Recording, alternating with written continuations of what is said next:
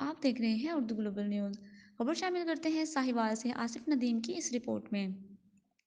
District police officer captain محمد علی ضیاء کے احکامات پر عمل کرتے ہوئے اور ڈسٹرکٹ ٹریفک آفیسر پیر ریاض احمد کی زیر نگرانی ٹریفک ایجوکیشن ایکٹیویٹیز کا سلسلہ جاری ہے، جس میں روزانہ کی بنیاد مختلف تعلیمی و فنی اداروں کے سربراہان سے میٹنگز کا سلسلہ بھی جاری ہے، تاکہ وہ بھی ٹریفک پولیس ساہیوال کا ساتھ دیتے ہوئے ٹریفک قوانین اور روڈ سیفٹی کو مد نظر رکھتے ہوئے بھی طلباء کی تربیت کریں تاکہ ان کی سڑکوں پر حفاظت کو یقینی بنایا جا سکے۔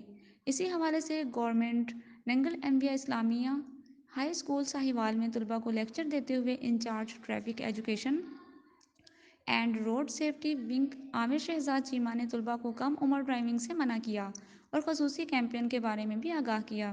Helmet, seat belt, side view mirrors, indicators کی اہمیت کے بارے میں مفصل بتایا۔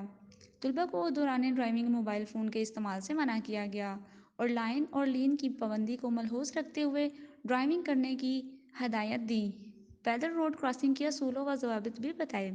مزید کہا کہ اپنی گاڑی کی بیک سائڈ پر ریفلیکٹر اسٹیکر لازمی لگوائیں۔